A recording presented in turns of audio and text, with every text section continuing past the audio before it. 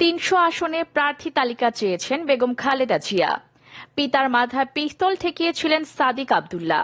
মানবিক পুলিশ শওকতকে চাকরিচ্যুত।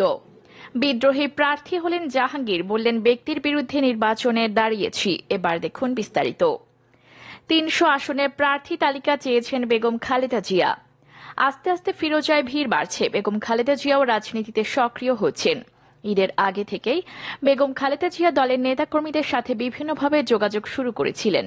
এখন সেটি নিয়মিত হয়েছে। ঈদের আগে বেগম খালেদা জিয়া দলের মহাসচিব মির্জা ফখরুল ইসলামকে ডেকে পাঠিয়েছিলেন। সেখানে তাদের প্রায় ১.৫ ঘণ্টা আলাপ আলোচনা হয়েছিল। বেগম খালেদা জিয়ার শারীরিক বিষয় নয়, বরং সামগ্রিক রাজনৈতিক বিষয় নিয়ে বিএনপি চেয়ারপারসন কথা বলেছেন বলে একাধিক দায়িত্বশীল সূত্র বাংলা ইনসাইডারকে নিশ্চিত করেছে। যদিও এই বৈঠকের ব্যাপারে মির্জা ফখরুল ইসলাম আলমগীর আনুষ্ঠানিক কোনো বক্তব্য দেননি। এরপর বেগম জিয়া ঈদের দিন বিএনপির স্থায়ী কমিটির সদস্যদেরকে ডেকে পাঠান এবং ফিরোজায় তার ছোট ছেলের স্ত্রী শর্মিলা রহমানের উপস্থিতিতে স্থায়ী বৈঠক করেন। ওই বৈঠকে তিনি গণতান্ত্রিক ধারাবাহিকতা অব্যাহত রাখার উপর গুরুত্ব দেন। যে কোনো মূল্যে তিনি আরেকটি ১/১১ যেন না আসে সে ব্যাপারে তিনি নেতাদেরকে সতর্ক থাকার নির্দেশ দেন। একই সাথে নির্বাচনের প্রস্তুতি গ্রহণ করার জন্য বেগম খালেদা জিয়া পরামর্শ দিয়েছিলেন বলে জানা যায়। ওই বৈঠক থেকে বেরিয়ে বিএনপি নেতারা কোনো বক্তব্য রাখেননি। বেগম খালেদা জিয়ার এই অবস্থানে বিএনপির কিছু কিছু নেতা বিব্রত, কিছু কিছু নেতা বিস্মিত। বিএনপির কোনো কোনো মহল মনে করছেন সরকারের সাথে একটি সমঝোতার অংশ হিসেবে বেগম জিয়া রাজনীতিতে সক্রিয় হচ্ছেন এবং তাকে সক্রিয় করার পেছনে সরকারের পৃষ্ঠপোষকতায় মদদ রয়েছে। কিন্তু বেগম খালেদা জিয়ার যে ইমেজ দলের সাধারণ কর্মীদের মধ্যে রয়েছে, সেই ইমেজের কারণেই সরাসরি বিএনপি চেয়ারপারসনের বিরুদ্ধে অবস্থান গ্রহণ করতে পারছেন না বিএনপির স্থায়ী কমিটির সদস্যরা। তারা বিষয়টি তারেক জিয়াকেও অবহিত করেছেন বলে জানা গেছে। তারেক জিয়ার সঙ্গে তার মায়ের দীর্ঘদিন যোগাযোগ নেই বলেও একাধিক দায়িত্বশীল সূত্র নিশ্চিত করেছে। সংশ্লিষ্ট সূত্রগুলো বলছে, সর্বশেষ গতকাল বেগম খালেদা জিয়া আবার দলের মহাসচিব মির্জা ফখরুল ইসলাম আলমগীরকে টেলিফোন করেন এবং দেশের রাজনৈতিক বিভিন্ন বিষয় নিয়ে কথা বলেন। তিনি বিগত নির্বাচনে ৩০০ আসনে বিএনপির যে সমস্ত প্রার্থী হয়েছিল তাদের তালিকা চেয়েছেন এবং একইভাবে এখন যারা রাজনীতিতে সক্রিয় আছেন তাদের একটি তালিকা প্রণয়নের জন্য নির্দেশ দিয়েছেন। আগামী ১ সপ্তাহের মধ্যে বেগম জিয়ার কাছে এই তালিকা পৌঁছাতে হবে বলে মির্জা ফখরুল ইসলাম আলমগীরকে জানানো হয়েছে। উল্লেখ্য যে ২০১৮ সালে নির্বাচনে বেগম খালেদা জিয়াকে কারান্তরীণ রেখেই বিএনপি নির্বাচন করে এবং সেই সময় গণভবনে গিয়ে বিএনপি নেতৃবৃন্দ জাতীয় ঐক্যফ্রন্টের ব্যানারও বৈঠক করে। সেই বৈঠকে বেগম জিয়ার মুক্তির বিষয়টি উচ্চারিতই হয়নি। বেগম খালেদা জিয়ার মুক্তির বিষয়ে কোনো দর কষাকষি ছাড়াই ওই নির্বাচনে অংশগ্রহণ করে বিএনপির ব্যাপক ভরাডুবি হয়। এবার বিএনপি বলছে যে তারা নির্দলীয় নিরপেক্ষ তত্ত্বাবধায়ক সরকার ছাড়া কোনো নির্বাচনে যাবে না। কিন্তু বিএনপির এই অবস্থানের সঙ্গে খালেদা জিয়া একমত নন, এমন একটি ধারণাই ক্রমশ স্পষ্ট হচ্ছে। বরং বেগম খালেদা জিয়া আগামী নির্বাচনে অংশগ্রহণের পক্ষে বলেই বিএনপির বিভিন্ন সূত্রগুলো জানিয়েছে। ফলে বিএনপির মধ্যে যে নির্বাচন কেন্দ্রিক অনড় অবস্থান, তাতে বিভক্তির সৃষ্টি হয়েছে বলে জানা গেছে। এখন খালেদা জিয়া দলের সম্ভাব্য এমপি প্রার্থীদের যে তালিকা চেয়েছেন সেটি দলের মধ্যে নতুন করে উত্তেজনা তৈরি করবে বলে ধারণা করা হচ্ছে। এর ফলে বিএনপির অনেকেই খুশি এবং তারা নির্বাচন করতে চায় বলে ধারণা করা হচ্ছে। তবে তারেক জিয়ার মনোভাব কি এই সম্পর্কে এখনো জানা যায়নি। বিএনপি নেতারাও অনানুষ্ঠানিকভাবে বেগম খালেদা জিয়ার তৎপরতা সম্পর্কে কোনো মন্তব্য করতে রাজি হননি। তবে বেগম জিয়ার ঘনিষ্ঠরা বলছেন, সরকারের চাপ নয় বরং রাজনৈতিক বিচার বিশ্লেষণের মধ্য দিয়ে খালেদা জিয়া নির্বাচনের ব্যাপারে সিদ্ধান্ত নেবেন। অপরদিকে পিতার মাথায় পিস্তল ঠেকিয়েছিলেন সাদিক আব্দুল্লাহ।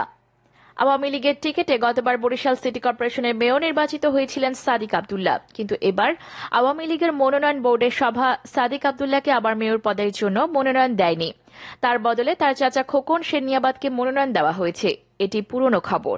কিন্তু মনোনয়ন বোর্ডের বৈঠকে কি হয়েছিল, শেখ হাসিনা কেন তাকে মনোনয়ন দেননি, এই সম্পর্কে চাঞ্চল্যকর তথ্য হাতে এসেছে বাংলা ইনসাইডারের কাছে।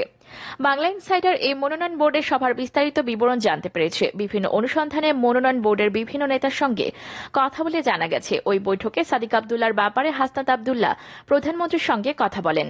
কিন্তু এই কথাবার্তার পরও প্রধানমন্ত্রী শেখ হাসিনা সাদিক আব্দুল্লাহকে মনোনয়ন না দেওয়ার ব্যাপারে অনড় অবস্থানে ছিলেন।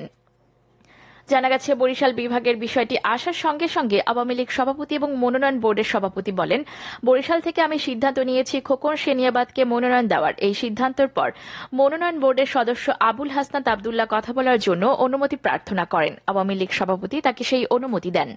এর পরপরই হাত জোর করে আবুল হাসনাত আবদুল্লাহ বলেন, বরিশালে আমার রাজনীতি শেষ করবেন না প্লিজ, আমার ছেলেটাকে একবার মনোনয়ন দেন। প্রধানমন্ত্রী তখন বলেন, অসম্ভব, আমি তাকে মনোনয়ন দেব না। সে কি করেছে আপনি জানেন? হাসনাত আবদুল্লাহ এতেও বিরত হননি। তিনি বলেন, মা মরা ছেলে, আপনি প্লিজ একটু দয়া করেন। প্রধানমন্ত্রী তখন বলেন যে মা মরা ছেলে, যে ছেলে তার মাকে বাড়ি থেকে বের করে দিয়েছিল, সেই মা মরা ছেলে নিয়ে কথা বলছেন আপনি। হাসনাত আবদুল্লাহ আবার বলেন যে আমাকে একটু দয়া করেন, আমাকে রাজনীতিটা করতে দিন। সাদিক মনোনয়ন না পেলে আমার রাজনীতি শেষ হয়ে যাবে। প্রধানমন্ত্রী এই পর্যায়ে বলেন যে এরকম রাজনীতি করেন, সাদিক মনোনয়ন না পেলে আপনার রাজনীতি শেষ হয়ে যাবে। এ সময় হাসনাত আবদুল্লাহ বলেন, অনুগ্রহ করে তাকে আরেকবার সুযোগ দিন। প্রধানমন্ত্রী বলেন, আপনি কি ভুলে গেলেন কার জন্য তদবির করছেন? এই ছেলে আপনার মাথায় পিস্তল ঠেকিয়েছিল না? তার জন্য আপনি এখন তদবির করছেন? আমি তাকে মনোনয়ন দেব না। এ সময় আবুল হাসনাত আবদুল্লাহ বলেন, খোকন ক্যান্সার রোগী, সে তো যেকোনো সময় মারা যাবে। আবুল হাসনাত আবদুল্লাহর এই কথার পর প্রধানমন্ত্রী বলেন যে হায়াত মৌত আল্লাহর হাতে। আমি জানি সে ক্যান্সার রোগী, কিন্তু তারপরও আমি তাকে মনোনয়ন দেব। এ সময় হাসনাত আবদুল্লাহ বলেন, আমি অসুস্থ বোধ করছি, আমি বৈঠক থেকে চলে যাই। প্রধানমন্ত্রী বলেন, না, আপনি যাবেন কেন? এ সময় চিকিৎসক ডাকা হয়। চিকিৎসক এসে আবুল হাসনাত আবদুল্লাহ প্রেশার মাপলে দেখা যায় যে তার প্রেশার ঠিক আছে। অপরদিকে মানবিক পুলিশ শওকত চাকরিচ্যুত করা হয়েছে চট্টগ্রাম মেট্রোপলিটন পুলিশের কনস্টেবল শওকত হোসেনকে। মানবিক পুলিশ হিসেবে দেশে ব্যাপক আলোচিত প্রশংসিত হয়েছিলেন তিনি। গত 16 এপ্রিল তার চাকরিচ্যুতির আদেশে স্বাক্ষর করেন সিএমপির বন্দর বিভাগের উপকমিশনার শাকিলা সুলতানা। আদেশের কপি পাঠানো হয়েছে সিএমপি কমিশনার কৃষ্ণপদ রায়ের দফতরে। আদেশে বলা হয়েছে, 71 দিন কর্মস্থলে অনুপস্থিত থাকার অভিযোগ সাংঘাতিকভাবে প্রমাণিত হয়েছে। এছাড়া অভিযুক্ত শারীরিক ও মানসিকভাবে বিপর্যস্ত, পারিবারিক ও ব্যক্তিগত সমস্যা থাকায় এবং বেওয়ারিশ মানুষ নিয়ে মানবিক কার্যক্রমে ব্যস্ত থাকায় পুলিশ কনস্টেবল পদে চাকরি করা তার পক্ষে সম্ভব নয়। এমন বক্তব্য লিখিতভাবে কর্তৃপক্ষকে জানানোর পর তাকে চাকরিচ্যুত করা হয়েছে। শওকত হোসেন নোয়াখালীর কবিরহাট উপজেলার বাসিন্দা। 2005 সালে তিনি পুলিশ কনস্টেবলে যোগ দেন। 2009 সালে ঢাকা থেকে বদলি হন রাঙ্গামাটিতে। সেখান থেকে বদলি হয়ে আসেন চট্টগ্রাম বিভাগীয় পুলিশ হাসপাতালে। চাকরির পাশাপাশি তিনি 3 বছরের ডিপ্লোমা, 2 বছরের প্যারামেডিক্যাল কোর্স সম্পন্ন করেন। 2011 সাল থেকে তিনি চট্টগ্রামে অসহায়, দুস্থ ও বেওয়ারিশদের চিকিৎসা সেবা দিয়ে প্রশংসিত হন। অপরদিকে বিদ্রোহী প্রার্থী হলেন জাহাঙ্গীর, বলেন ব্যক্তির বিরুদ্ধে নির্বাচনে দাঁড়িয়েছি। নৌকার বিরুদ্ধে নয়, ব্যক্তির বিরুদ্ধে নির্বাচনে দাঁড়িয়েছেন বলে মন্তব্য করেছেন গাজীপুর সিটি নির্বাচনে সাবেক মেয়র এবং আওয়ামী লীগের বিদ্রোহী প্রার্থী জাহাঙ্গীর আলম। বৃহস্পতিবার বেলা 3টার দিকে রিটার্নিং কর্মকর্তার কার্যালয়ে মনোনয়নপত্র জমা দেওয়ার পর সাংবাদিকদের প্রশ্নের জবাবে তিনি এই মন্তব্য করেন। সাবেক মেয়র জাহাঙ্গীর আলম বলেন, প্রধানমন্ত্রী আমার শ্রদ্ধার জায়গা, বাংলাদেশ আওয়ামী লীগও আমার শ্রদ্ধার জায়গা এবং নৌকাও আমার একটা শ্রদ্ধার জায়গা। কিন্তু আমি নির্বাচনে দাঁড়িয়েছি ব্যক্তির বিরুদ্ধে। যে ব্যক্তি এই শহরকে ধ্বংস করে দিয়েছে, আমি তার বিরুদ্ধে দাঁড়িয়েছি। আমার মাও সেই কথাটাই বলেছেন। মা বলেছেন, বাবা, এই শহর রক্ষা করার জন্য যা যা করা দরকার করো। তবে কে সেই ব্যক্তি?